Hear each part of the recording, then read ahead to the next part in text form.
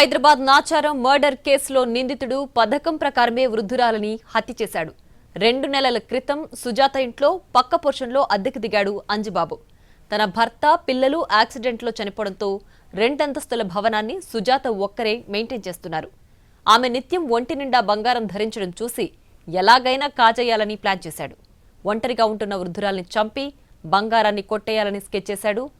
అమ్మ అంటూ దగ్గర కావడంతో 2 నెలల్లోనే సుజాతకు బాగా నమ్మకం కుదిరింది.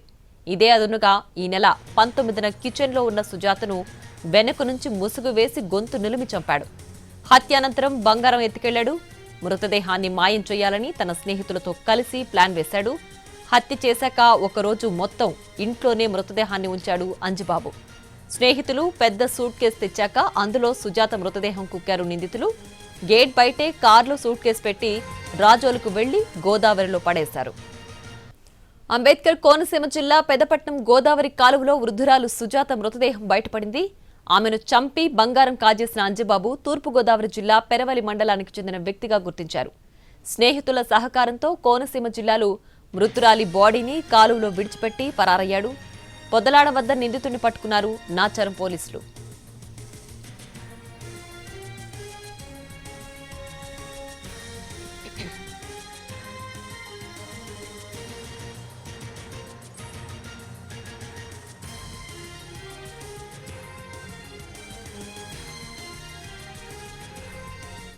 ఇక సూరెడ్డి సుజాత మృతికి సంబంధించి పూర్తి డీటెయిల్స్ మా ప్రతినిధి రవి లైవ్ లో అందించడానికి సిద్ధంగా ఉన్నారు. రవి, ప్రియా, సుజాతను పక్కా ప్లాన్ ప్రకారమే నిందితుడు అంజి హత్య చేసినట్లుగా గుర్తించారు పోలీసులు. అయితే తన ఇంట్లో అద్దెకు దిగాడు డ్రైవర్గా పనిచేస్తున్నటువంటి అంజిబాబు. అక్కడ చూసినటువంటి క్రమంలో సుజాత ఒంటరిగా ఉంటుంది. రోడ్డు ప్రమాదంలో భర్త చనిపోయాడు, పిల్లలు కూడా చనిపోయారు. కేవలం సుజాత మాత్రమే ఒంటరిగా ఉండడంతో పాటు తన ఒంటిపైన దాదాపు 11 తులాల వరకు గోల్డ్ ఉంది. ఒంటిపైనే అంత పెద్ద ఎత్తున బంగారం ఉన్నప్పుడు ఇంట్లో కూడా చాలా ఎక్కువ స్థాయిలో బంగారం ఉంటుందని చెప్పి భావించి సుజాత హత్యకు ప్లాన్ చేశాడు. సో అక్కడ అద్దెకు దిగిన 2 నెలల తర్వాత తన ప్లాన్ ఇంప్లిమెంట్ చేశాడు. ఈ నెల 18వ తేదీన సుజాత కనపడకుండా పోవడంతో వాళ్ళ చెల్లి చాలాసార్లు కాల్ చేసినా అటెంప్ట్ చేయలేదు.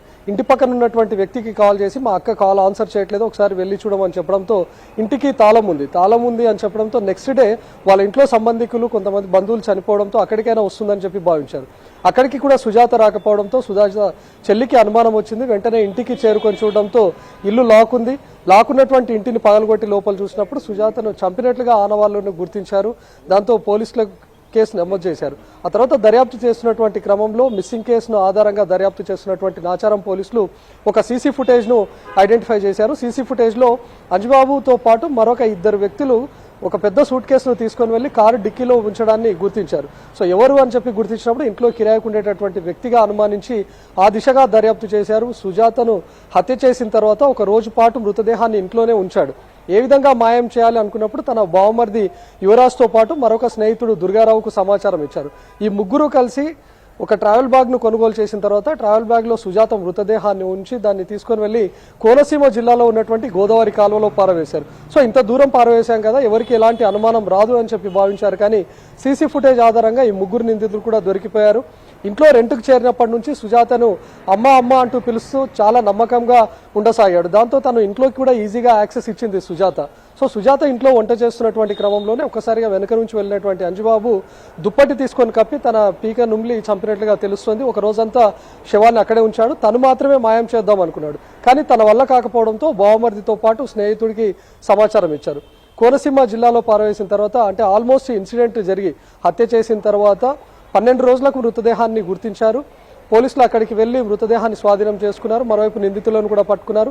నిన్న నాచారంలోని ఇంటికి తీసుకొని వచ్చి సీన్ రీకన్స్ట్రక్షన్ కూడా చేశారు. ఏ విధంగా హత్య చేశాడు, ఎలా ప్లాన్ చేశాడు, ముగ్గురులో కేవలం అంజిబాబుకు మాత్రమే ఇందులో ప్రమేయం ఉందా లేదా అనేది పోలీసులు నిన్న సీన్ రీకన్స్ట్రక్షన్ చేశారు. సో హత్య చేసింది కేవలం ఒకటే నిందితుడు అయినా కూడా మిగతా 2 కూడా సహకరించారు కాబట్టి ముగ్గురుపైన పోలీసులు కేసు నమోదు చేశారు. అయితే కేవలం సుజాత భర్త అదేవిధంగా పిల్లలు చనిపోయారు. సుజాత మాత్రమే ఒంటరిగా ఉంటుంది కాబట్టి ప్రస్తుతం మృతదేహాన్ని తీసుకొని వచ్చిన తర్వాత వాళ్ళ చెల్లికి అప్పగించబోతున్నారు. Priya. Right Ravi, thanks for the updates.